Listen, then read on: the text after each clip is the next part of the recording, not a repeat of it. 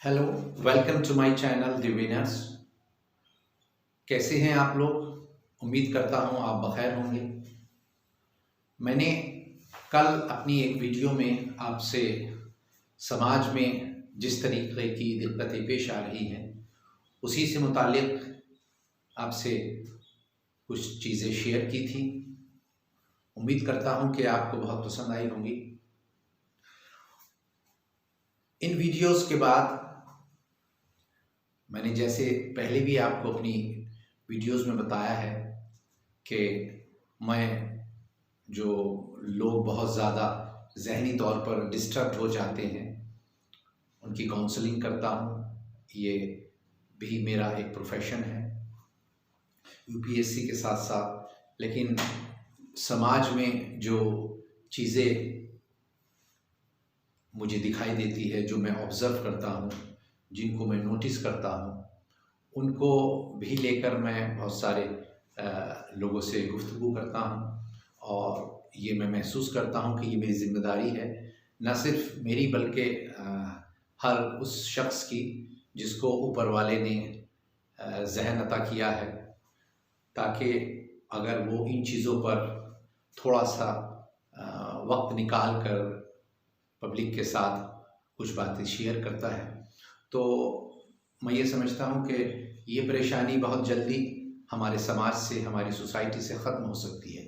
मगर हर आदमी आजकल इतना सेल्फिश हो गया है, इतना खुदगर्ज़ हो गया है कि उसको उसके बराबर में, उसके पड़ोस में, उसके ख़ानदान में क्या चीज़ हो रही है, क्या चीज़ नहीं हो रही है, इससे उसको कोई सरोकार नहीं है, कोई कंसर्न नहीं है। बहरहाल हर आदमी का ज़िंदगी गुजारने का अपना एक नज़रिया होता है, एक तरीक़ा होता है। तो मैं या मुझ जैसे और भी बहुत सारे लोग होंगे, किसी की सोच को हम नहीं बदल सकते, किसी के मिजाज को नहीं बदल सकते, लेकिन हम अपने तरीक़े से, मैं ये सोचता हूँ कि मैं अपने तरीक़े से जितना कंट्रीब्यूशन समाज को दे सकता हूँ, जो मैं अपने तरीक़े से कर सकता हूँ, उससे हमें गाफिल नहीं रहना चाहिए। हमें ज़रूर और ज़रूर इस पर मेहनत करनी चाहिए और इसकी शदीद ज़रूरत है। इसकी बहुत ज़्यादा मैं कमी महसूस करता हूँ। यूट्यूब के प्लेटफॉर्म से, जब से यूट्यूब हिंदुस्तान में इंट्रोड्यूस हुआ है, बहुत काम हो रहा है और बहुत सारे लोग बहुत अच्छा काम कर रहे हैं। हमें सबके कामों को अप्रिशिएट करना चाहिए, किसी को क्रिटिसाइज़ नहीं करना चाहिए। लेकिन जो टॉपिक्स मैं आपसे रेगुलर गुफ्तगू कर रहा हूँ, जिन टॉपिक्स के ऊपर, और आज भी मैं जिस टॉपिक के ऊपर आपसे गुफ्तगू करने जा रहा हूँ, वो इस तरह के टॉपिक्स हैं कि उनको कि अभी तक बहुत ज़्यादा टच नहीं किया गया।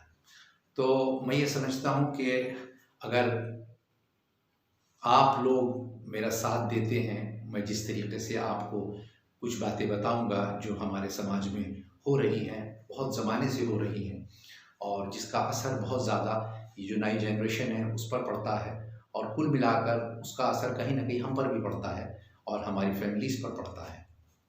तो मैं अपनी बात को यहाँ से शुरू करता हूँ। एक चीज़ होती है बिहेवियर, जिसको हम व्यवहार कहते हैं, इखलाक कहते हैं। इसकी मैं हमेशा से महसूस करता हूँ कि हमारे सोसाइटी में, हमारे समाज में इसकी बहुत ज़्यादा कमी है। लोग बाग इसका बिल्कुल, लोगों को इल्म नहीं है, लोगों को पता नहीं है कि इसका नतीजा, इसके रिज़ल्ट्स कितने गलत दूसरे लोगों पर जाते हैं। हालांकि इसमें कुछ भी करने की ज़रूरत नहीं है, सिर्फ़ और सिर्फ हमें थोड़ा सा अपना एटीट्यूड चेंज करने की ज़रूरत है, अपना जो ज़िंदगी गुजारने का नज़रिया है उसको चेंज करने की ज़रूरत है। फिर सब चीज़ें आहिस्ता आहिस्ता दुरुस्त हो जाएगी। लेकिन होता ये है कि हम इस तरफ बिल्कुल भी तवज्जो नहीं देते, इस तरफ हम कभी किसी से इस टॉपिक पर गुफ्तगू नहीं करते। उसका नतीजा ये होता है कि ये चीज़ें आहिस्ता आहिस्ता बहुत ज़्यादा समाज में जड़ पकड़ लेती है। जैसे मिसाल के तौर पे, आप किसी ऑफिस में भी अगर जाते हैं, अगर गवर्नमेंट ऑफिस है तो उसको आप नोटिस कीजिएगा आज से, और प्राइवेट में थोड़ी सी उनकी मजबूरी होती है कि लोगों से ज़रा सा लीनियंसी के साथ गुफ्तगू करनी चाहिए, वरना मिजाज तो उनका भी ऐसा ही होता है। तो आप देखिएगा किसी हॉस्पिटल में आप चले जाएँ, सरकारी हॉस्पिटल में आप जाएँ और या प्राइवेट या किसी दूसरे डिपार्टमेंट में चले जाइएगा, उन लोगों का बिहेवियर इतना ख़राब होता है कि दिल जब उनसे गुफ्तगू करते हैं, जब कोई उनसे आप बात करते हैं, तो वो बिल्कुल बात करने के लिए तैयार नहीं होते ज़हनी तौर पर। मुँह से नहीं बोलते, पान खाते रहते हैं, गुटखा खाते रहते हैं। इतना नागवार लगता है कानों को कि बहुत ज़्यादा तकलीफ़ होती है। उसकी वजह क्या है कि उनका ये मिज़ाज बन गया है। वो ये तमाम तर चीज़ें छोड़ना नहीं चाहते क्योंकि उन्होंने और लोगों को देखा है। ये चीज़ 99% हमारे समाज में फ़िलहाल फैल रही है। बहुत कम लोगों का व्यवहार बहुत अच्छा है, वरना तो ज़्यादातर लोगों का, जैसे मैंने अर्ज़ किया है, इख़लाक़ बहुत ख़राब है और इख़लाक़ के ख़राब होने से समाज पे बहुत बुरा असर पड़ता है। जो लोग बाहर से आते हैं, फ़ॉरेनर्स, मेरा वास्ता उनसे रेगुलर पड़ता है। मैं फ़ॉरेन में भी जब रहता था, मैं वहाँ पर भी देखता था। उन लोगों का बिहेवियर इतना फैंटास्टिक है, इतना खूबसूरत उनका इख़लाक़ है कि उनसे गुफ्तगू करके आदमी का सारा टेंशन रिलीज़ हो जाता है। अगरचे वो ख़ुद भी प्रॉब्लम में हैं, ऐसा नहीं है कि वो बहुत प्रॉस्पेरस हैं, बहुत ज़्यादा खुशहाल हैं, बहुत रिच लोग हैं, ऐसा बिल्कुल नहीं है। लेकिन उनकी सोसाइटी में सबसे ज़्यादा जो फ़ोकस किया जाता है, इख़लाक़ियात पर किया जाता है। आदमी का बिहेवियर कैसा होना चाहिए, दूसरों के साथ किस तरह से ट्रीट करना चाहिए, किस तरीके से डीलिंग करनी चाहिए, ये चीज़ उनके माशरे में है और एक ज़माने से है। मैंने बहुत लोगों से गुफ्तगू करी है, फ़ॉरेनर्स से बहुत ज़्यादा इत्तेफ़ाक रहा है बातचीत करने का, उनके मुल्क में भी रहने का इत्तेफ़ाक हुआ है।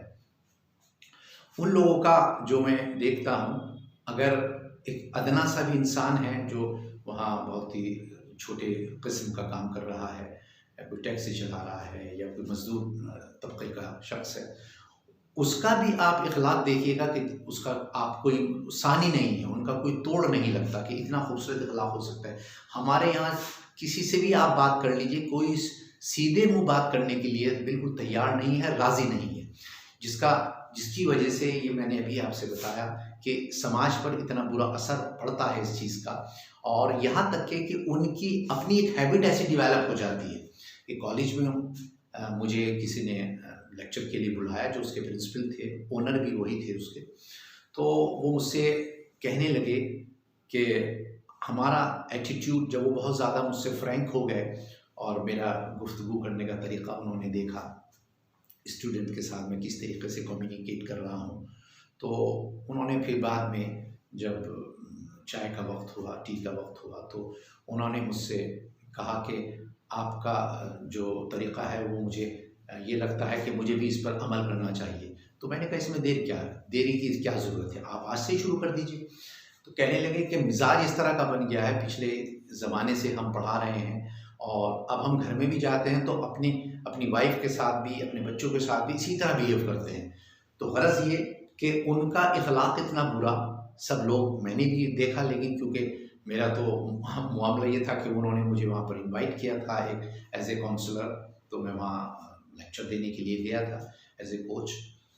लेकिन उन्होंने ख़ुद आखिर में मुझे ये कन्फेस किया मेरे सामने कि हमारा इख़लाक़ बहुत ख़राब है। मैं इसी टॉपिक पर वहाँ गुफ्तगू कर रहा था, लेकिन ये खैर उनकी अच्छाई की बात है कि उन्होंने इस बात को एक्सेप्ट किया कि ये वाकई बहुत गलत तरीक़ा है। तो मैंने कहा चलिए, जब आँख खोलते हैं जब ही सवेरा, आप आज से इस पर अमल कीजिए और आपका बहुत बड़ा कॉलेज है। अगर आज से आप इस पर अमल पैरा होते हैं तो आपको देख के जो टीचर्स आपके हैं उनका भी तकरीबन यही मिजाज है जो आपका है। तो आपके चेंजिंग से इन सब टीचरों के अंदर ज़बरदस्त एक चेंजिंग आ जाएगी, और उनके आने से जो भी ये अपने सोसाइटी में जाएंगे, अपने समाज में जाएंगे जहाँ पर ये रहते हैं, तो एक दिन में कोई चीज़ असरअंदाज नहीं होती और एकदम उसमें चेंजिंग नहीं आती, थोड़ा वक्त लगता है, लेकिन आहिस्ता आहिस्ता यकीनन उसमें कुछ ना कुछ परिवर्तन आएगा। और आपकी ये ज़िम्मेदारी है आज से प्रिंसिपल साहब कि आप इस पर थोड़ा सा असेंबली में भी गुफ्तगू करा करें और सब स्टूडेंट्स से भी बात करें, और इनडायरेक्ट टीचरों को भी आप मुखातिब कीजिएगा। हो सकता है आपकी किसी बात से वो हर्ट हो जाए, ऐसा हमें बिल्कुल नहीं करना चाहिए। लेकिन जो मैं महसूस करता हूँ वो ये कि हमारा बिहेवियर हिंदुस्तानियों का बहुत ख़राब है, जिसकी वजह ये है कि जब फॉरेनर्स आते हैं और वो हमसे गुफ्तगू करते हैं तो वो कहते हैं कि ये किस एटीट्यूड में रहते हैं, क्या इनके साथ मसला क्या है, परेशानी क्या है, ऐसा ये क्यों इस तरीके से बिहेव करते हैं। अब मैं भी उस वक्त आंसरलेस हो जाता हूँ, मैं भी उनको क्या इसका जवाब दे सकता हूँ, क्योंकि मेरे मुल्क हिंदुस्तान का सवाल है। मैं कहता हूँ नहीं, थोड़ा सा कुछ अपना कुछ घरेलू परेशानी हो सकती है, कभी कभी कुछ आदमी किसी किसी पर्टिकुलर चीज़ की वजह से डिप्रेस हो जाता है। मैं किसी न किसी तरीके से अपने आप डिफेंस करता हूँ अपने आप और अपने मुल्क का। तो वो बहरहाल ये समझते हैं कि ये इस बात को डायरेक्टली एक्सेप्ट नहीं करना चाहते। तो आप देखिएगा, आप भी जहाँ रहते हैं ज़्यादातर लोग एक दूसरे के साथ मिसबिहेव करते हैं बात, और छोटों से तो बहुत ही ज़्यादा मिसबिहेव करते हैं, जिसका रिज़ल्ट ये होता है कि जब वो छोटे बच्चे आहिस्ता आहिस्ता ग्रो करने शुरू करते हैं तो उनका भी वही एक मिजाज, वही एटीट्यूड बन जाता है, क्योंकि उन्होंने अपने बड़ों को देखा है। तो मैं आप लोगों से इस तरीके से इस टॉपिक पर मैं ख़ास तौर से ये आपसे रिक्वेस्ट करूँगा कि ये जो तमाम तर चीज़ें जो हमारे यहाँ हो रही हैं, इसको आप कंट्रोल करने की कोशिश कीजिए। मेरे खाली अकेले के करने से कुछ नहीं होगा, जब तक हमारी एक टीम नहीं बन जाती, हम एक दूसरे को मैसेज देते हैं ये, और ख़ास तौर से ये जो एरा है, इस एरे में तो अब कोई भी काम बहुत आसान हो गया है। पहले तो बहुत मुश्किल था, अब तो क्योंकि इंटरनेट हर जगह पहुँच गया है, तो रूरल एरियाज़ में भी पहुंच गया है, तो इसलिए अब बहुत ज़्यादा इशू नहीं रहा। लेकिन अगर हम सब लोग इसके आज से कसम खाएं कि हम इसको कहीं ना कहीं अपनी अपनी तरीके से एक दूसरे को कोऑपरेट करेंगे, जो मैं ये समझता हूँ ये भी एक तरह की बीमारी है। ये जो मैंने आपसे अभी 2-3 रोज़ पहले भी ये बात शेयर की थी कि ये एक तरीके से कॉम्प्लेक्स है, ये कॉम्प्लेक्स की अलग अलग शक्लें हो सकती हैं। तो परेशानी ये भी एक बीमारी है। लोग किसी से अच्छी तरह बात नहीं करना चाहते, किसी के साथ मिक्सअप नहीं होना चाहते, छोटों से बिल्कुल फ्री नहीं होते, छोटों को बिल्कुल छोटा ही समझते हैं, बहुत इन्फीरियर समझते हैं, बल्कि लफ्ज़ इन्फीरियर ज़्यादा बेहतर है, उनको बहुत इन्फीरियर समझते हैं। तो ये जो सोच है, बल्कि आज की जो जनरेशन है, मैंने जो उनके अंदर चीज़ें देखी हैं, वो किसी को इन्फीरियर और सुपीरियर नहीं समझते। उनके फॉल्ट्स कुछ और हैं, हम उस टॉपिक पर फिर बात करेंगे।